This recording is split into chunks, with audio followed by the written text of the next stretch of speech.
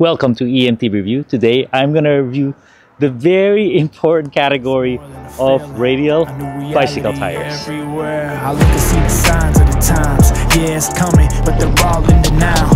Everything you know, it's all about the change. See the sky crack and it rains down flames. Oh man, they ain't ready for it. This is something that they can't ignore. Coming down like a meteor. This is more than a game. You better get ready. Shock the world. Shock the world. What's up everybody, FC here from E-MTB Review and MTBR.com, and this radial bicycle tires from Schwalbe kind of took over the news, right? And I kind of stayed away from it. It sounded like a bunch of hype, personally.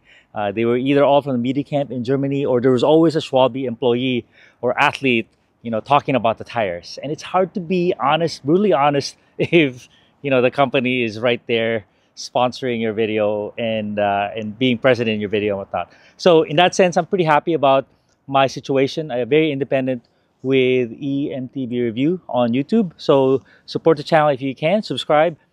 I said, let me just see what people I trust, what do they say? And then, but a situation happened where I test rode a Santa Cruz Vala. And the Santa Cruz Vala, the most important Santa Cruz bike to be released in the last 5 years, in my opinion, they went away from Maxxis, from the Maxxis Minion or Assegai, and what they spec'd in this bike was the Schwalbe Magic Mary radial tire, front and rear. And I'm like, wow, that's a big decision, because instantly you're going to lose sales if you're not speccing the Assegai or the Minion DHF, right? Yeah, but they willing to take that risk, and I rode it, and I'm like, pressed it. I told them, 2220 is my pressure, and I was like, wow, this bike is amazing. These tires are so supple. It is working way better than the Heckler or the Bullet, and I had so much traction. But I checked my pressure. Luckily, I have this tool right here, and I'll show you how it works in a minute. I checked it, and it said 28 psi, and I'm like, what the heck? Why am I riding 28 psi? It turns out the guys at the demo center at Santa Cruz, they set it to 6 psi of what you request, 60 psi higher, because they have radial tires. And I said, okay, that kind of weird. I don't want that. I want my pressures, and then I'll adjust from there. And so I put it to 2220, and then boom, the bike just turned into magic. It was good, but then I was like, damn, now we're talking.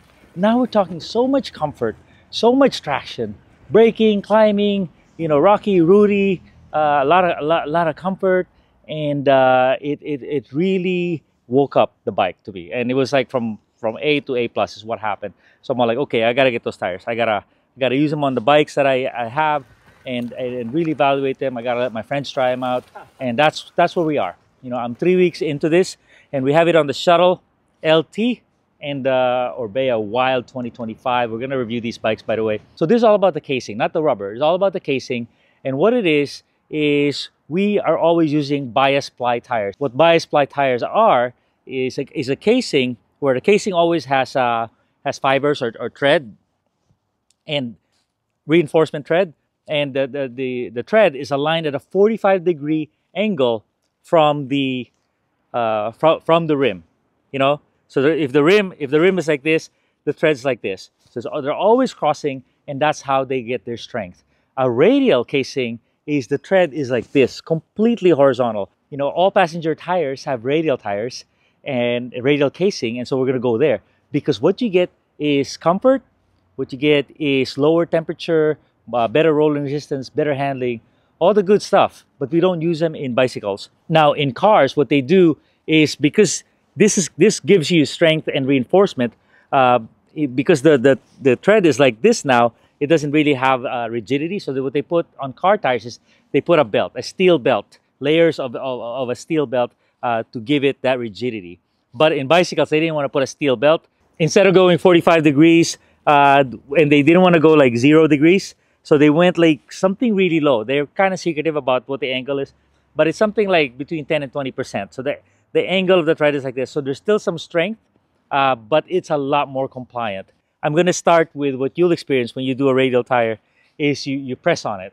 And here is the tool that is super interesting. It's a SICK Plus Pro.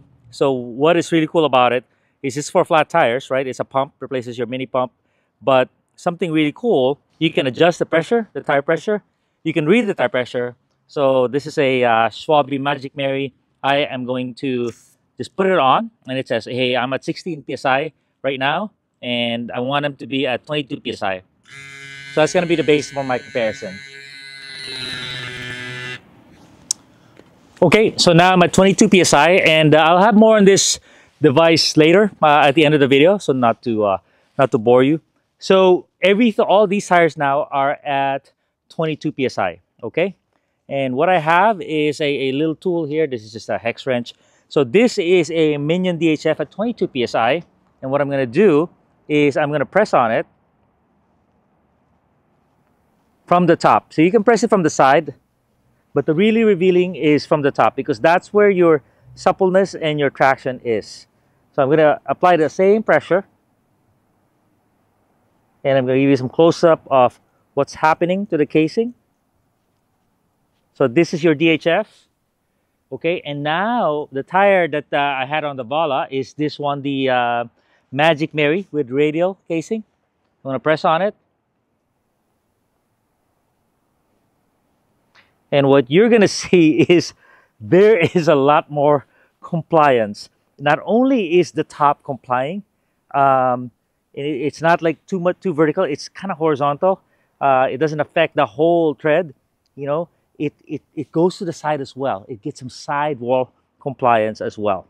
Okay, so on the side, yeah, definitely it's more forgiving. And then this is a new tire that they have. It's called the Shredda. This is a 2.5. This is a 2.4. 2.5 Shredda, and I'm gonna press it. And then, oh my God! So this thing is a gnarly downhill tire, but when I press it, it's like a balloon, where I get so deep into it, and also the sides kind of have some conformity as well. So that's what you're getting from the radial tire. It's mind-blowing. Oh, I also have a, my favorite tire this year is the Michelin E-Wild for the front. The rear, not so awesome. And when I press it, this is kind of almost like a downhill tire. No, it's hardly moving. I like it because of the rubber. The casing, I'm not so sure. So what you're getting with the Schwalbe tires is a new casing. They have so many tread now, by the way. I haven't used Schwalbe in a while.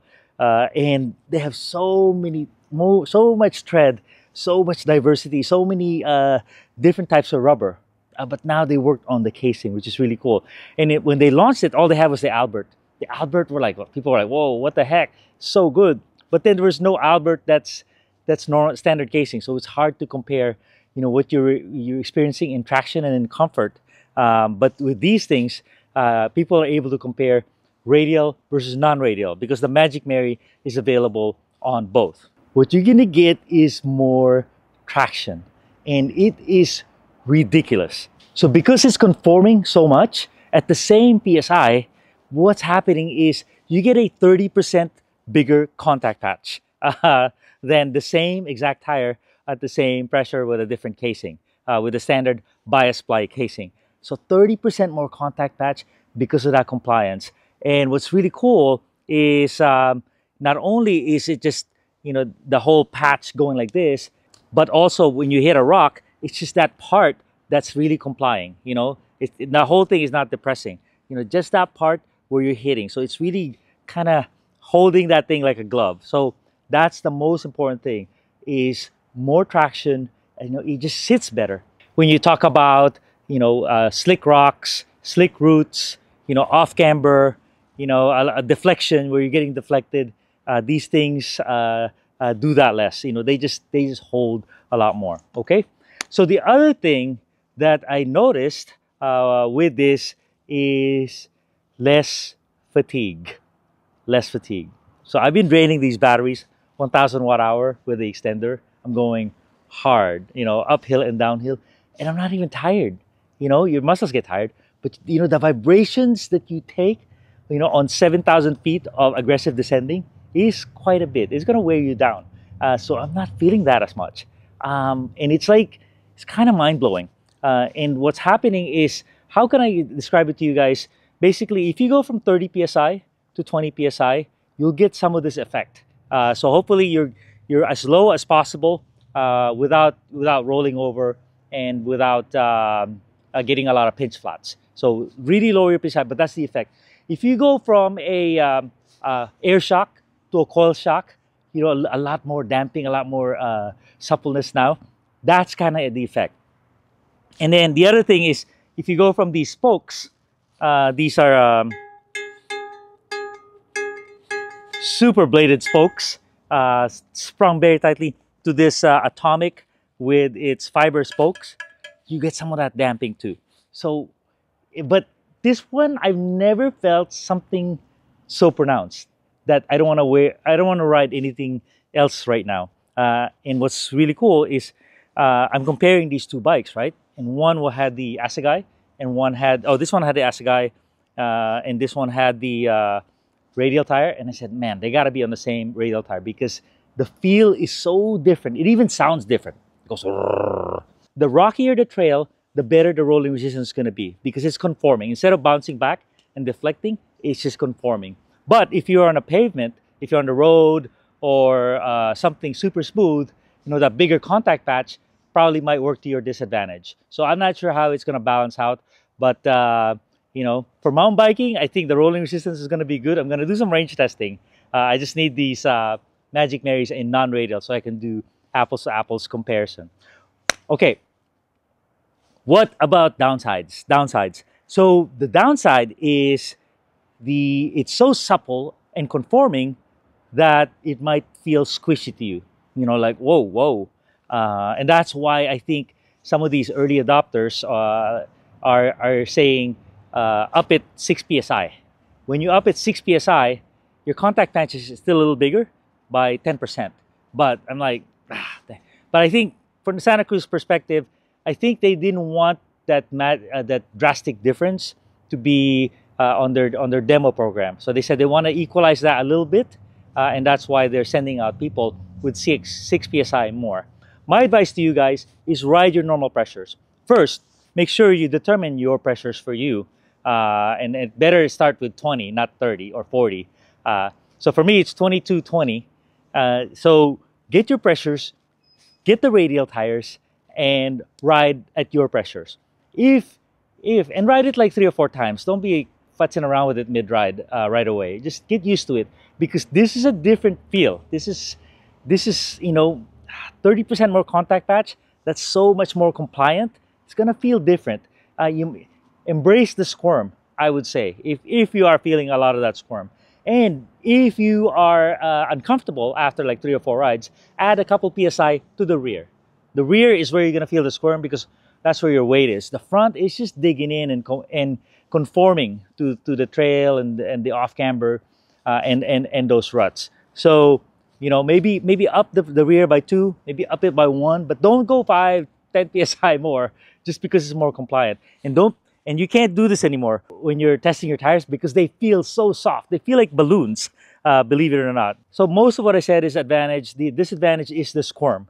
If you're 250 pounds of muscle or you corner that hard that you're just flexing the sidewall, basically truck tires and trailer tires are still bias ply because of the sidewall support. So if you're in that boat, then maybe radial's not for you. Or what people do is they put a radial in the front and non-radial in the rear, since that supports a lot of your weight. If you're pinch flatting all the time now because you live in in Phoenix and it's so rocky, that's a disadvantage. It's a disadvantage of compliance, and you might have to air up. You can even put liners on this, if you want to counter the squirm on the rear, right? Hard to find. Everything, all the 29ers, which is for the front tire, for mullet especially, are all sold out. But man, get your order in.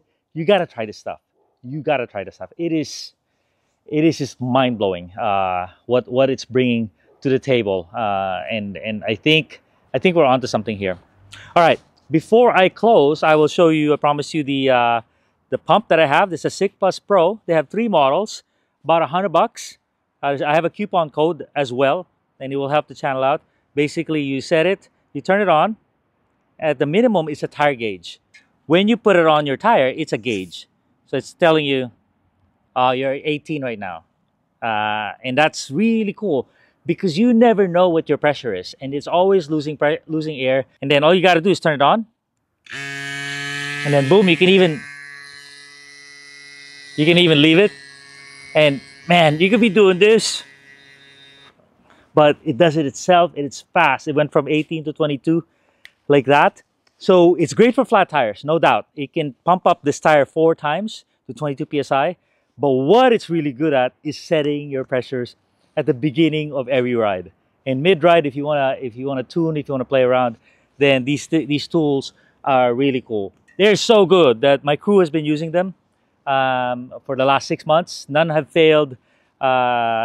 It's a lithium battery with a brushless motor, and there's cheaper versions, but this one I can really vouch for. It also has a Shredda adapter, and I do that for all my fat bikes, my e-commuters and whatnot. So good one right here. There's gonna be a link in the description. What's the most important part of your bike? Your tires. Thanks a ton, everybody.